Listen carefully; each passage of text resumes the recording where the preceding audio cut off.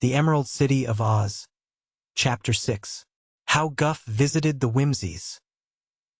The new general of the Gnome King's army knew perfectly well that to fail in his plans meant death for him. Yet he was not at all anxious or worried. He hated everyone who was good and longed to make all who were happy unhappy. Therefore he had accepted this dangerous position as general quite willingly, feeling sure in his evil mind that he would be able to do a lot of mischief and finally conquer the land of Oz. Yet Guff determined to be careful, and to lay his plans well so as not to fail. He argued that only careless people fail in what they attempt to do. The mountains underneath which the Gnome King's extensive caverns were located lay grouped just north of the land of Ev, which lay directly across the deadly desert to the east of the land of Oz.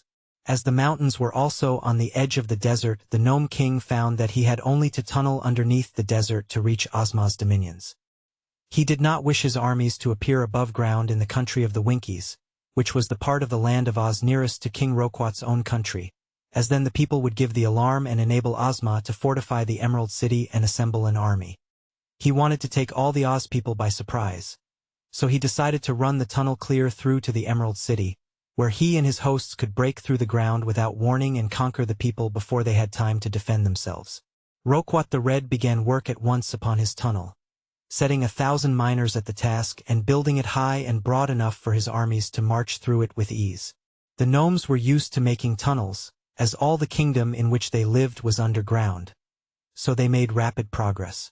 While this work was going on, General Guff started out alone to visit the chief of the Whimsies. These Whimsies were curious people who lived in a retired country of their own. They had large, strong bodies, but heads so small that they were no bigger than doorknobs. Of course, such tiny heads could not contain any great amount of brains, and the Whimsies were so ashamed of their personal appearance and lack of common sense that they wore big heads, made of pasteboard, which they fastened over their own little heads. On these pasteboard heads they sewed sheep's wool for hair, and the wool was colored many tints: pink, green, and lavender being the favorite colors. The faces of these false heads were painted in many ridiculous ways, according to the whims of the owners, and these big, burly creatures looked so whimsical and absurd in their queer masks that they were called Whimsies. They foolishly imagined that no one would suspect the little heads that were inside the imitation ones, not knowing that it is folly to try to appear otherwise than as nature has made us. The chief of the Whimsies had as little wisdom as the others, and had been chosen chief merely because none among them was any wiser or more capable of ruling. The Whimsies were evil spirits and could not be killed. They were hated and feared by everyone and were known as terrible fighters because they were so strong and muscular and had not sense enough to know when they were defeated. General Guff thought the Whimsies would be a great help to the gnomes in the conquest of Oz, for under his leadership they could be induced to fight as long so they could stand up.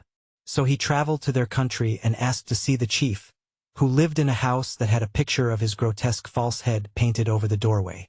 The chief's false head had blue hair, a turned-up nose, and a mouth that stretched half across the face. Big green eyes had been painted upon it, but in the center of the chin were 2 small holes made in the pasteboard, so that the chief could see through them with his own tiny eyes, for when the big head was fastened upon his shoulders the eyes in his own natural head were on a level with the false chin. Said General Guff to the chief of the Whimsies, "We gnomes are going to conquer the land of Oz and capture our king's magic belt, which the Oz people stole from him. Then we are going to plunder and destroy the whole country, and we want the Whimsies to help us."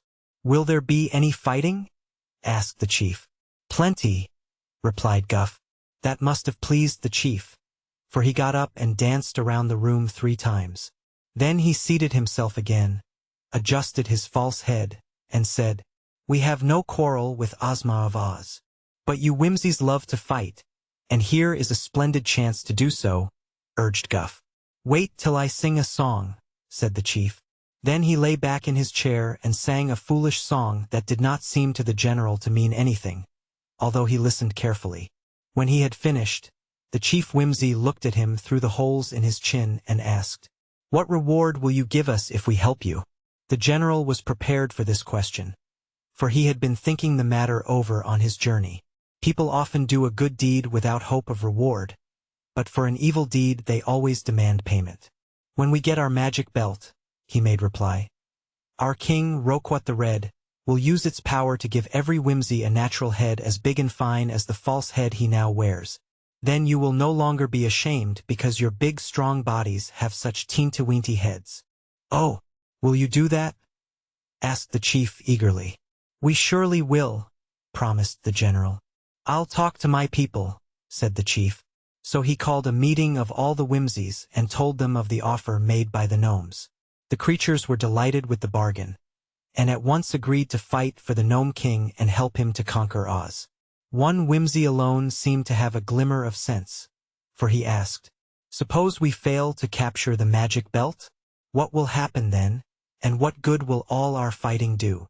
But they threw him into the river for asking foolish questions, and laughed when the water ruined his pasteboard head before he could swim out again. So the compact was made, and General Guff was delighted with his success in gaining such powerful allies. But there were other people, too, just as important as the whimsies, whom the clever old gnome had determined to win to his side.